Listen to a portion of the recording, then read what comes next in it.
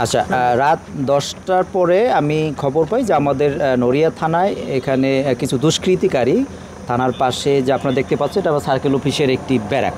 তো এখানে কিছু দুষ্কৃতিকারী ইট পাটকেল নিক্ষেপ করে এবং আমাদের পুলিশের এক সদস্যকে আহত করে।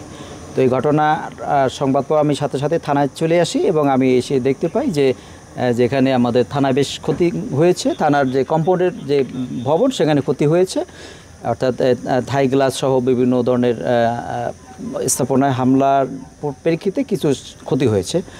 তো আমরা এই ঘটনায় যারা জড়িত তাদেরকে ইতিমধ্যে সিসিটিভি ফুটেজ দেখে শনাক্ত করার চেষ্টা করছি এবং ইতিমধ্যে আমরা বেশ কয়েকজনকে আটক করতে সক্ষম হয়েছি এবং আমরা এই ঘটনায় আমরা অপরাধী যে দলেরই হোক না কেন আমরা তাদের বিরুদ্ধে সর্বোচ্চ আইনানুগ ব্যবস্থা গ্রহণ করব। যেহেতু এটা পুলিশের স্থাপনার উপর তারা হামলা করেছে, এই ঘটনায় আমরা কোনোভাবে অপরাধী যেই হোক তাকে আমি ছাড় দেব না। আমাদের একজন পুলিশ সদস্য তিনি আহত হয়েছেন, তাকে আমরা উন্নত চিকিৎসার জন্য ঢাকা মেডিকেল কলেজে প্রেরণ করেছি।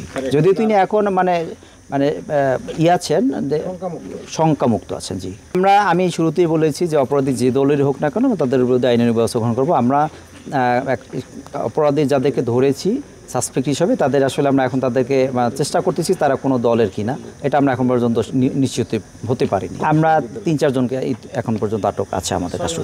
নিছকই একটি পারিবারিক ঘটনার জের ধরে মূলত আমরা 3টি মোটর বাইককে আমরা নড়িয়ার একটি জায়গা থেকে গতকাল রাতে আমরা নিয়ে এসেছিলাম, যে বাইকে মূলত কাগজপত্র কিছুই ছিল না, এই কারণে আমরা তাদেরকে সেই বাইকগুলো নিয়ে এসেছিলাম।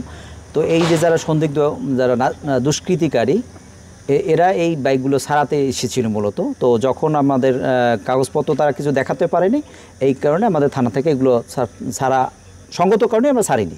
তো এর ফলে তারা আসলে সংক্ষুব্ধ হয়, তারা মূলত এই যে সংঘবদ্ধ হয়ে তারা এই আমাদের থানার যে গেটের যে বিল্ডিং এখানে তারা ইট পাটকেল নিক্ষেপ করেছে।